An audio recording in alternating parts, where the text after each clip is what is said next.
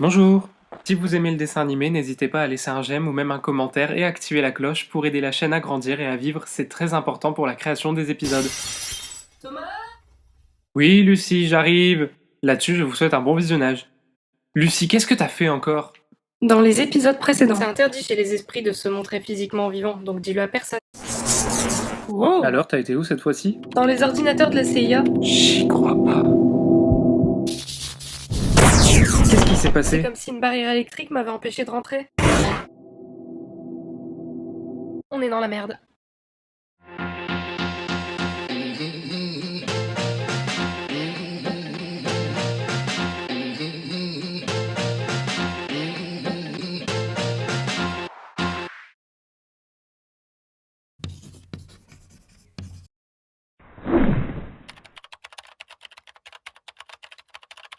Qu'est-ce que tu fais? J'essaie de comprendre ce qui t'est arrivé. Tu devrais lâcher l'affaire. Ça te fait vraiment pas stresser, toi? Je suis morte, alors me faire du souci, c'est la dernière chose à laquelle je pense. Tu sais que tu m'as jamais raconté Racontez quoi? l'histoire de ta mort, Parce qu'il n'y a rien d'intéressant à savoir. mais je veux quand même l'entendre. Alors je peux te montrer si tu veux. Je me souviens de beaucoup de nuits sombres quand j'étais enfant, du profond désespoir qui envahissait la maison. Je me souviens surtout de ce sentiment d'impuissance qui m'emportait, Lucie, on est où? dans ma tête. Et lui, c'est mon père. Il buvait? Beaucoup. Je l'ai vu plusieurs fois dans des états qu'un enfant devrait pas voir. Ma mère, c'était une femme incroyable. Forte, belle. Pour moi, elle portait le monde sur ses épaules et elle les baissait jamais. Du moins, c'était l'image que j'avais d'elle. T'avais l'air de bien dessiner pour une gamine de 10 ans.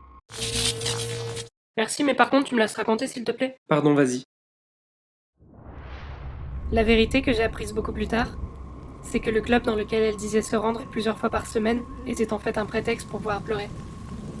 Mais ça, je ne le savais pas.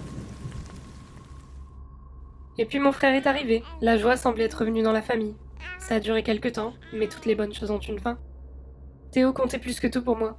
Il était surdoué. Une intelligence complètement hors norme. Il te ressemblait un peu d'ailleurs. Après, j'étais pas non plus mauvaise à l'école. J'ai obtenu mon bac et je suis partie faire mes études à une centaine de kilomètres de chez moi. La séparation a été dure, mais j'avais besoin de partir là-bas. Et ça t'a plu? J'ai passé 5 années incroyables. Après ma dernière année, je suis retournée chez mes parents. J'avais l'impression que tout avait changé, jusqu'à cette nuit, en 96. On était sortis en famille, mais une dispute a éclaté dans la voiture. Mon père, alcoolisé, n'a pas vu le camion en face de nous.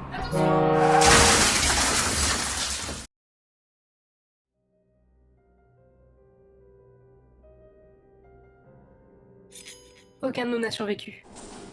Je me suis réveillée sans comprendre tout de suite, et j'ai erré dans l'ombre un long moment. J'ai rencontré beaucoup d'esprits, certains gentils, d'autres insidieux. Puis tout doucement, j'ai commencé à me rappeler, et alors j'ai voulu chercher la lumière, sans jamais la trouver. Alors de là où j'étais, j'ai commencé à observer le monde. Je le regardais comme on regarde à travers une fenêtre.